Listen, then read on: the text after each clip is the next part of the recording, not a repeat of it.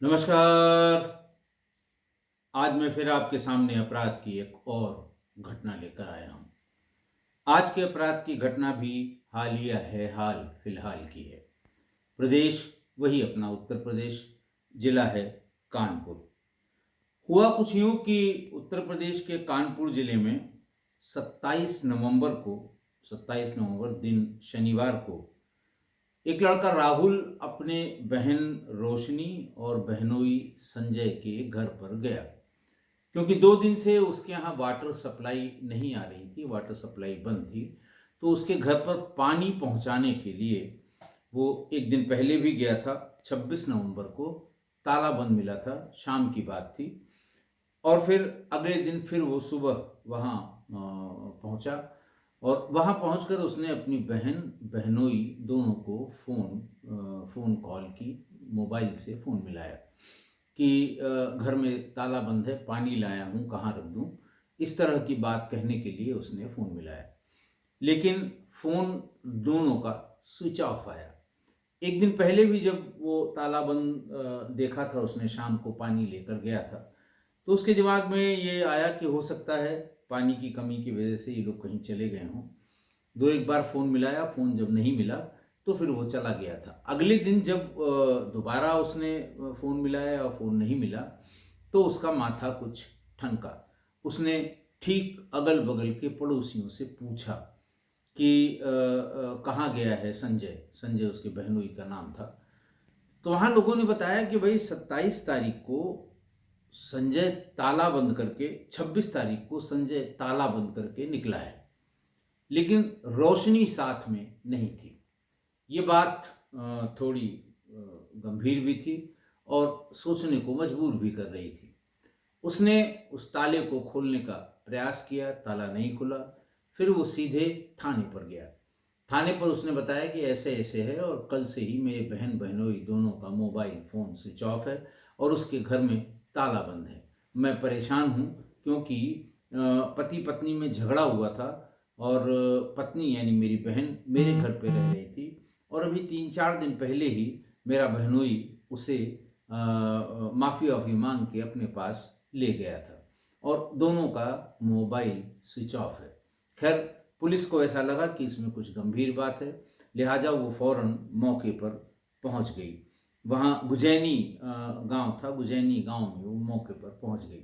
ताला तोड़ा गया और फर्स्ट फ्लोर पर रोशनी की लाश खून से लथपथ मिली और लग रहा था कि 1 आध दिन पहले की गई हत्या है। पास में ही बेलन और तवा, ये 2 मिले जिनमें पर्याप्त मात्रा में खून लगा हुआ था और उसको देखने से ऐसा लग रहा था कि शायद बेलन और तवा के प्रयोग से इस महिला यानी रोशनी की हत्या की गई है। खैर, पुलिस ने मौके से सबूत जुटाए। महिला के भाई यानी राहुल की शिकायत पर आरोपी पति के खिलाफ एक एफआईआर दर्ज की गई और घर में उसका बहनोई यानी संजय और उसकी माँ ही रहा करते थे। वो दोनों उसके बाद से फरार हैं, उनका पता नहीं लगा है। डिटेल जानकारी इकट्ठा की गई। राहुल ने बताया कि करीब 2.5 साल पहले मेरे बहनोई की पहली पत्नी का देहांत हो गया था और संदिग्ध परिस्थितियों में उसकी मौत हुई थी और उसी आरोप में मेरे बहनोई संजय जेल चले गए थे।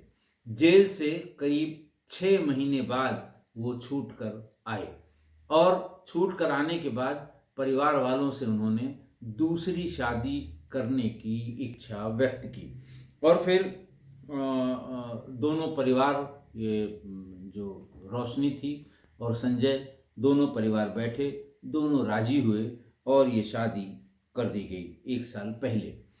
और इस शादी से वो रोशनी गर्भवती हुई और मृत्यु के समय उसे 4 महीने का गर्भ था।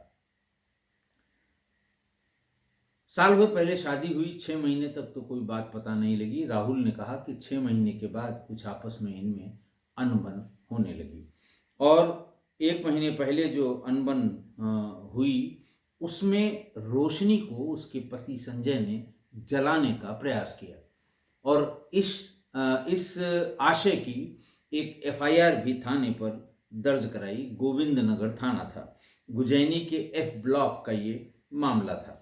तो ये एफआईआर हुई, लेकिन कार्रवाई कुछ नहीं हुई और फिर इस तरह से लाश मिली 27 नवंबर दिन शनिवार 2025 को। फिर आगे की डिटेल पता लगी, जो संजय ने बताया, राहुल ने बताया कि गुजैनी एफ ब्लॉक कॉलोनी में रहने वाले संजय कुमार गडरियन पूर्वा की एक प्राइवेट फैक्ट्री में काम करता है। उसकी शादी वही 1 साल पहले 18 दिसंबर 2024 को रेउना थाना क्षेत्र के अकबरपुर की रहने वाली रोशनी देवी उम्र 25 वर्ष के साथ तय हुई। शादी के बाद संजय अपने परिवार के साथ गुजैनी में ही रहता था।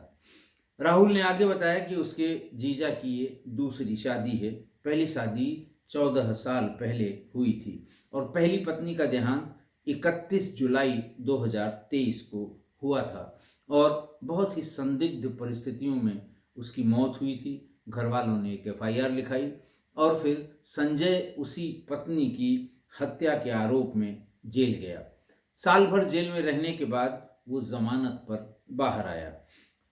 पिछले साल फिर वही जब बाहर आया तो फिर शादी की बात चली और रजामंदी के बाद संजय की बहन रोशनी संजय से बहन रोशनी की शादी तय कर दी गई, ऐसा उसके भाई राहुल ने बताया।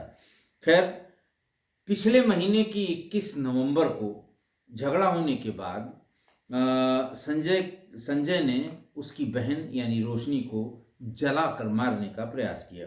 इस पर संजय और उसकी मां इंदिरा देवी के खिलाफ गोविंद नगर थाने में मुकदमा दर्ज कराया गया। संजय के बारे में ये बात आसपास के लोगों ने भी बताई कि पिछले 3-4 महीनों से वो अपनी पत्नी को बहुत तंग करता था, उसके साथ मारपीट करता था और आग लगाकर जलाने की पूरी घटना को पूरा मोहल्ला जानता था और ये भी जानता था कि इसमें एफआईआर हुई है, लेकिन एक भी दिन के लिए वो बाहर भाग कर कहीं नहीं गया, घर ही पर रहा। कभी पुलिस ने पूछा भी नहीं, पूछताछ करने भी नहीं आई। दबिश देकर पकड़ने की बात तो बहुत दूर की है। राहुल कहता है कि रोशनी मेरे साथ, फिर जब ये 21 नवंबर को उसको आग से जलाने का प्रयास हुआ तो रोशनी भागकर अपने भाई राहुल के साथ रह रही थी और इसी बीच में 23 नवंबर को दिन मंगलवार वो बता रहा था कि संजय घर पर आ गया, राहुल के घर पर, जहां उसकी पत्नी रोशनी भी रह रही थी। वहां आ गया और उसने अपनी गलतियों की माफ़ी मांगी। सबके सामने उसने गलतियों की माफ़ी मांगी और कहा कि आगे से कुछ ऐसा नहीं होगा, कभी नहीं होगा, और अगर होगा तो जैसे होता है कि फिर मैं ही गुनहगार हूँ, मुझे सज़ा दी जाए, ये किया जाए, फांसी पे लटका दिया जाए। कहने वाले जो बातूनी लोग हैं वो इसी तरह की बातें कस्में खा खा कर कहते हैं और यही उसने भाई राहुल के सामने यही बात कह के उसे अपने साथ ले गया। बहन का मोबाइल चूंकि पहले उसने मारपीट के समय में तोड़ दिया था, तो राहुल ने बताया कि मैंने अपना मोबाइल अपनी बहन रोशनी को दे दिया था कि कोई बात हो तो इस नंबर पर फ़ोन करके बता देना। उसके बाद फिर राहुल बताता है कि बृहस्पतिवार को यानी 25 नवंबर को इलाके में वाटर सप्लाई बंद हो गई, किसी बात की रिपेयरिंग हो रही थी, तो वो बहन के घर पानी देने गया था, पानी दे दिया।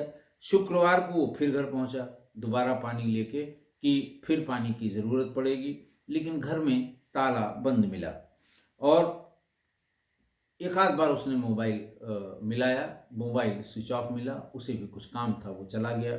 अगले दिन फिर वो गया कि न तो इन लोगों का फ़ोन आया, न इन्होंने पानी के लिए कहा। मैं पानी लेके गया था और फिर वो फिर पहुंच गया उनके घर, देखा फिर ताला बंद है। हैरान हुआ, फिर दोबारा उसने दोनों को फ़ोन मिलाया, लेकिन दोनों फ़ोन स्विच ऑफ आ रहे थे और बार बार स्विच ऑफ आ रहे थे। ये देखकर उसने खोजबीन करनी शुरू की और शनिवार यानी 27 दिसंबर को दोपहर को जब वो गया और ताला बंद मिला, दोनों मोबाइल स्विच ऑफ मिले, तो उन्होंने पड़ोसियों से इस बात की जानकारी ली। तो पड़ोसियों ने बताया कि संजय को उन्होंने ताला बंद करके घर से बाहर जाते हुए देखा, लेकिन उसके साथ रोशनी नहीं थी। रोशनी कहाँ गई या रोशनी घर से कब निकली, ये किसी ने नहीं देखा। खैर, पुलिस अभी भी तलाश कर रही है संजय और उसकी माँ को, लेकिन वो उसकी पकड़ के बाहर है। और इसमें कोई शंका नहीं है, जो पारिस्थितिक जन्य साक्ष्य हैं, सर्कमस्टांशियल एविडेंसेस ये कहते हैं कि उसी ने ये हत्या की होगी। आज की घटना देखिए, आज एक पत्नी की हत्या उसके सनकी पति ने कर दी। पहली पत्नी की मौत में जेल गया, बाहर आते ही दूसरी शादी की। दूसरी शादी से वो 4 महीने की गर्भवती थी। उसे जलाकर मारने का प्रयास किया, बहुत दिन नहीं, 15-20 दिन, 1 महीने पहले। अच्छा, समाज ने कुछ नहीं किया। समाज ने सिर्फ ताली बजाने का काम किया। भाई ने अपना फर्ज निभाया। उसने कोशिश की कि दोनों में समझौता हो जाए, घर बर्बाद न हो, और समझौता भी करा दिया। करा के उसे वो अपने घर ले गया। पुलिस ने क्या किया? पुलिस ने पहली पत्नी का भी पोस्टमार्टम कराया, फिर दोबारा दूसरी पत्नी का भी पोस्टमार्टम कराया। बीच में जब उसने जलाकर मारने का प्रयास किया तो पुलिस ने कहा, भाई ये घर की बात है, पति पत्नी का झगड़ा है, इसको आपस में निपटा लीजिए। अगर पुलिस ने उसी समय कोई कार्रवाई की होती तो शायद ये जान रोशनी की बच जाती। समाज और पुलिस हमेशा इतने लंबे साल भर के अंतराल में जब जब इस तरह की बात हुई, चाहे समाज के पास बात गई यानी पड़ोसियों के पास, या फिर पुलिस में गई बात यही हुई कि पति पत्नी का घरेलू मामला है, और पुलिस ने भी और समाज ने भी हाथ अपना झाड़ लिया, और इसी में पत्नी की जान चली गई। अब समाज और पुलिस दोनों लकीर के फकीर हैं, लकीर पीटते रह जाएंगे, कुछ मिलने वाला नहीं है। अब जरा देखिए, इस पर गौर करिए कि एक आदमी का पुराना हिंसक इतिहास है। पहली पत्नी की संदिग्ध परिस्थितियों में मौत हुई, जेल गया, फिर भी स्पष्ट व्यवहारिक मूल्यांकन न समाज ने किया न पुलिस ने किया कि हर जगह उसके सेल होते हैं, समझौता करने के, समझाने बुझाने के, काउंसलिंग के, हर जगह सेल हैं। और पहली पत्नी की मौत में जब वो जेल गया और फिर जमानत पर आया तो उसकी काउंसलिंग होनी चाहिए थी, किन परिस्थितियों में गया, वो दोबारा परिस्थितियां पैदा न हो तो। लेकिन फिर उसने दूसरी शादी की।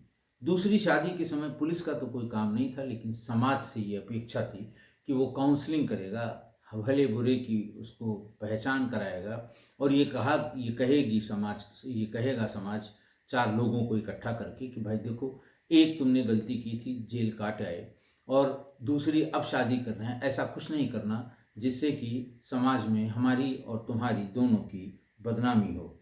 लेकिन वो नहीं माना, न तो उसकी कोई काउंसलिंग हुई। समाज वैसे भी बड़ा तटस्थ रहता है, तमाशबीन रहता है, ताली बहुत कस के बजाता है। तो दूसरी पत्नी रोशनी के शादी के कुछ ही दिन बाद मारपीट, छोटी छोटी बातों पर झगड़ा होने लगा। लेकिन हाइट तब हुई जब 21 नवंबर को उसने इस छोटे मोटे झगड़े में पत्नी रोशनी को जलाकर मारने का प्रयास किया। ये बहुत ही गंभीर संकेत था पति पत्नी और पति के हिंसक व्यवहार का।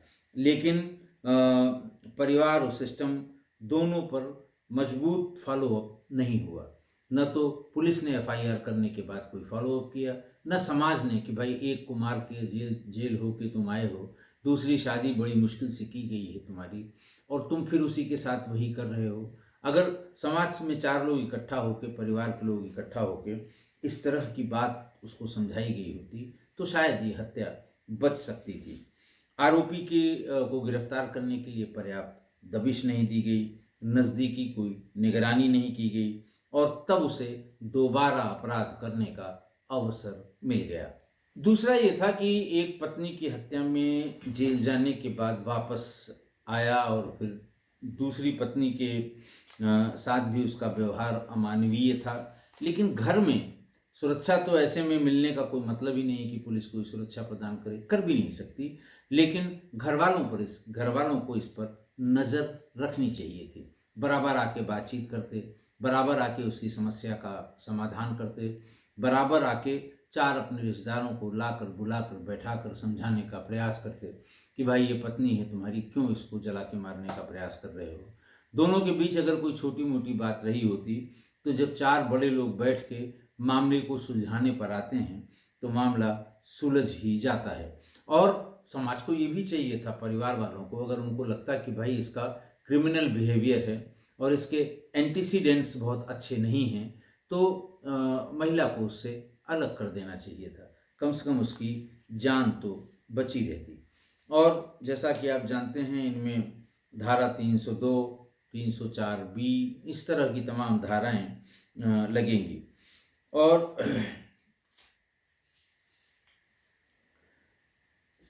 समाज को और परिवार को, दोनों को इसमें गंभीर चिंतन करने की आवश्यकता है, क्योंकि ये इसको जो है पुलिस को भी हाई रिस्क केस की तरह इसे टैग करना चाहिए था। 107/16 कर देती, प्रिवेंटिव कुछ कर देती, 151 में इसको जेल भेज देती, अगले दिन जमानत हो जाती। जब मर्डर में इसकी जमानत साल भर में हो गई तो 151 सीआरपीसी में जो, या उसके नए जो काउंटर पार्ट है नए कानून में, उसमें इसको अगर पाबंद किया गया होता लंबी धनराशि में, तो शायद एक बार इसे डर लगता दूसरी पत्नी की हत्या करने में। लेकिन पुलिस ने ऐसा कुछ नहीं किया। 100 तरीके हैं पुलिस के पास, बिना कोई बहुत ज़्यादा नुकसान पहुंचाए, कानूनी रूप से, जिसको कहते हैं कागज पर बांध के रख दिया होता, तो इतनी हिम्मत न पड़ती कि वो दोबारा इस तरह की बात करती। खैर,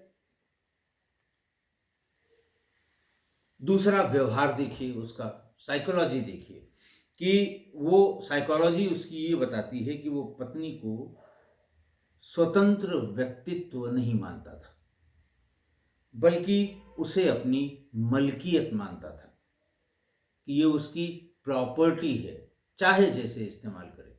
भावनाओं का इसमें कोई लेना देना नहीं था कि पत्नी है, गर्भवती है, इसको केयर की ज़रूरत है, डॉक्टर के यहाँ दिखाने की आवश्यकता है, पौष्टिक खाना देने की आवश्यकता है। नहीं, ये हमारी मलकियत है।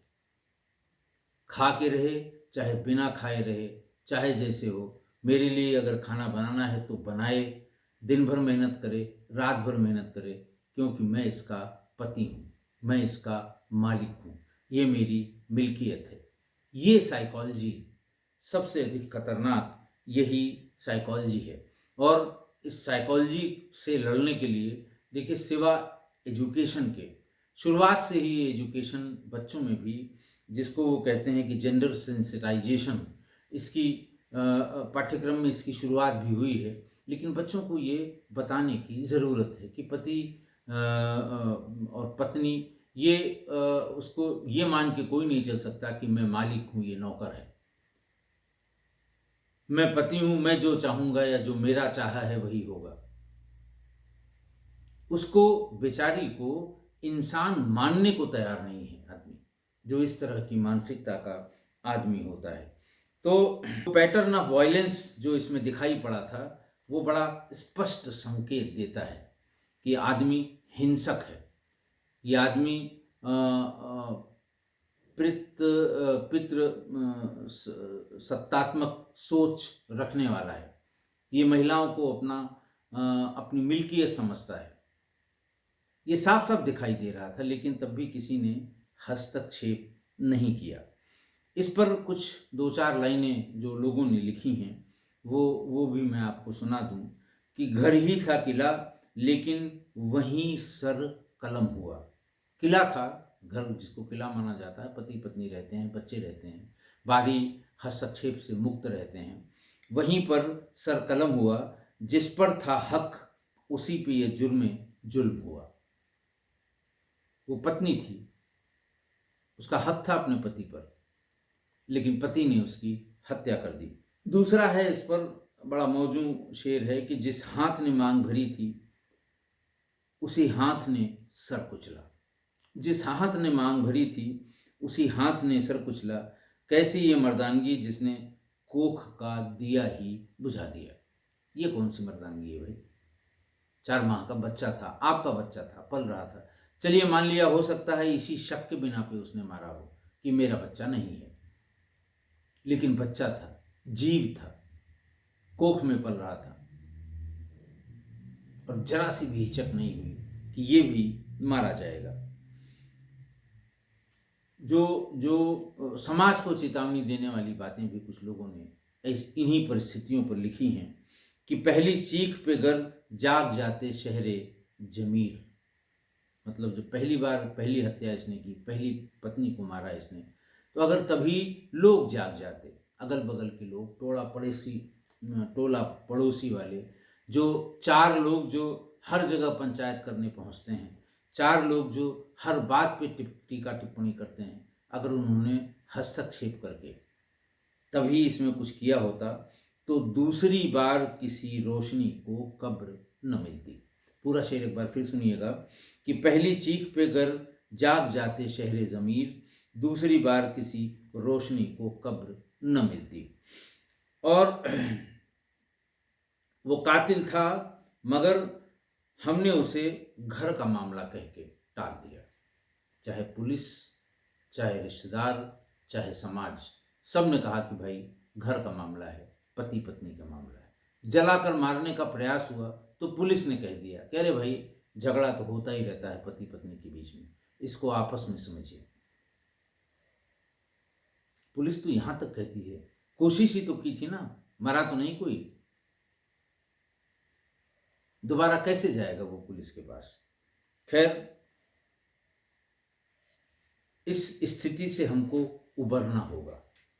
आप महिला को, खासकर पत्नी को, अपनी बच्ची को, लड़की को, आप उस पर मालिकाना हक नहीं जता सकते। वो भी इंसान है, उसे भी आपकी तरह एक वोट देने का अधिकार है। उसका भी खून लाल ही है, उसका ब्लड ग्रुप भी वैसा ही है जैसे आपका है। वो जननी है, जगत की जननी है। सोचिए अगर ये महिलाएं न हो तो ये दुनिया और दुनिया के ये मनुष्य कब के खत्म हो गए होते। लेकिन फिर भी लोग उसको अपनी मिल्कियत, अपनी जागीर समझ लेने की गलती करते हैं, भूल करते हैं। और कभी भी न तो कानून ऐसे लोगों को माफ़ करता है, न समाज ऐसे लोगों को माफ़ करता है। आशा है आप मेरी इस बात से सहमत होंगे। आज के लिए इतना ही। बहुत बहुत धन्यवाद।